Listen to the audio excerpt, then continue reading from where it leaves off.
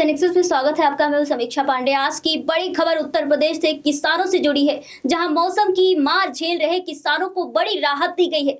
दरअसल रबी विपणन वर्ष 2026-27 के लिए भारत सरकार ने निर्देश जारी किए हैं कि प्रदेश के किसानों से अधिक गेहूं की खरीद न्यूनतम समर्थन मूल्य यानी MSP पर की जाए, ताकि किसानों को उनकी फसल का सही दाम मिल सके।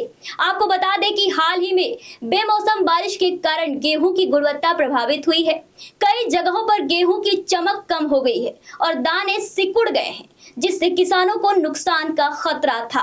और इसी को ध्यान में रखते हुए उत्तर प्रदेश सरकार के अनुरोध पर केंद्र सरकार ने अहम फैसला लिया है। अब किसानों का 70% तक चमक विहीन गेहूं और 20% तक सिकुड़ा या टूटा गेहूं भी सरकारी खरीद केंद्रों पर बिना किसी कटौती के खरीदा जाएगा। यानी अब खराब मौसम की वजह से जिन किसानों की फसल की गुणवत्ता थोड़ी प्रभावित हुई है, उन्हें भी पूरा समर्थन मिलेगा और उनकी मेहनत बेकार नहीं जाएगी। इतना ही नहीं, सरकार ने एक और बड़ी राहत दी है। जिन किसानों का अभी तक पंजीकरण या सत्यापन पूरा नहीं हो पाया है, उन्हें भी अब गेहूं की खरीद की जाएगी। क्रय केंद्र प्रभारी राजस्व और चकबंदी के रिकॉर्ड का मिलान कर सीधे खरीद कर सकेंगे। इससे उन हजारों किसानों को राहत मिलेगी जो कागजी प्रक्रिया के कारण अब तक अपनी फसल बेच नहीं पा रहे थे। सरकार ने यह भी साफ किया है कि प्रदेश भर में गेहूं की खरीद 15 जून तक लगातार जारी रहेगी।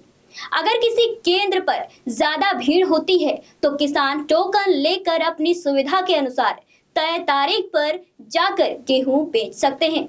बता दें कि किसानों की सहायता के लिए टोल फ्री नंबर 1800-150 भी जारी किया गया है, जहां वे किसी भी समस्या की शिकायत या जानकारी ले सकते हैं। इसके अलावा व्यवस्था को और बेहतर बनाने के लिए प्रदेश के सभी 18 मंडलों में वरिष्ठ अधिकारियों को नोडल अधिकारी नियुक्त किया गया है। ये अधिकारी समय समय पर क्रय केंद्रों का निरीक्षण करेंगे और सुनिश्चित करेंगे कि गेहूं खरीद की प्रक्रिया सुचारू रूप से चलती है या नहीं।